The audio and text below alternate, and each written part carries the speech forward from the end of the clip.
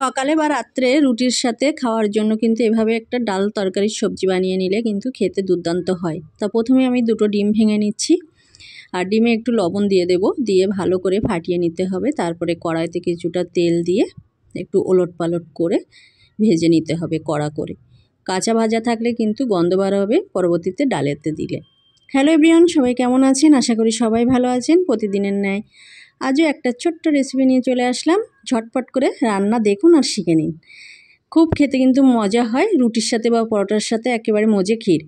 যাই হোক, এই হয়ে গেছে। এবার এগুলোকে যে যেমন সাইজের পিস করে নিতে পারেন। আমি এখানে 4টে পিস করে নিয়েছি, আর বেশ কড়া করে নিয়েছি, না হলে গন্ধ আসবে। আর এদিকে আমি ডাল ভালো করে ধুয়ে জল ঝরিয়ে নিয়েছি, আর একটা কড়াইয়ের মধ্যে কিছুটা আলু দিয়ে দেব। আর এক এক করে, আমার কাছে মটরশুঁটি নেই বলে মটরশুঁটি দিচ্ছি না, গাজর দিচ্ছি, টমেটো দিচ্ছি, আর কিছুটা পেঁয়াজ দেব। এখানে পেঁয়াজের পরিমাণটা একটু বেশি দিতে হবে। ধনিয়া পাতা দিলাম, কিছুটা কাঁচা লঙ্কা চিড়ে দিলাম, আর এই যে জল ঝরানো ডাল দিয়ে দিচ্ছি। আর এখানে দিয়ে দেব লবণ, হলুদ, জিরা, মরিচ, ধনিয়া, আর একটু সামান্য গরম মশলা দিয়ে দিচ্ছি, একদম অল্প করে দিলাম। আর সাথে কিছুটা তেল দিয়ে দেব, আর আদা রসুন দিয়ে এবার হাতে কষলাবো। এখানে কষলাতে হবে প্রায় 2 থেকে 3 মিনিটের মতো। বেশ মাখো মাখো হয়ে আসবে যখন, তখন বুঝে নিতে হবে কষলানো শেষ।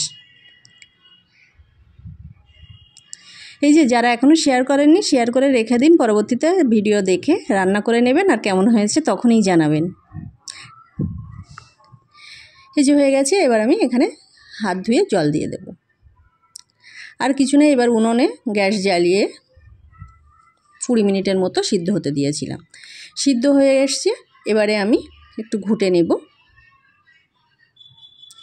ওই যে আগে থেকে যে ডিম ভেজে রেখেছিলাম, এই যে ঘোটা কমপ্লিট হয়েছে, সেই ডিম এর ভিতরে দিয়ে দেবো ডালের মধ্যে, দিয়ে আবার 5 থেকে 7 মিনিটের মতো ফোটাবো।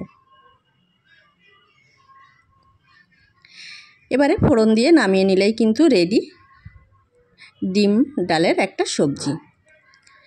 এখানে আমি ফোড়নে দিয়ে দেব কিছুটা রসুন আর জিরা আর শুকনো লঙ্কা। আপনারা চাইলে রসুন স্কিপ করে যেতে পারেন।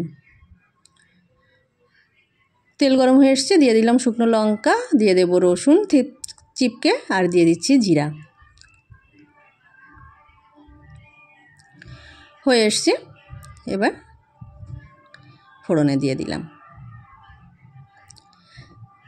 যদি ভিডিও ভালো লাগে, আবারও বলছি, লাইক দিয়ে শেয়ার করে সাথে থাকবেন। আর নামানোর আগে আমি এখানে চিনি আর একটু ঘি দিয়েছিলাম, দিয়ে নামিয়ে নিয়েছিলাম। পুরো রেডি ডিম তরকারি। এই পর্যন্তই।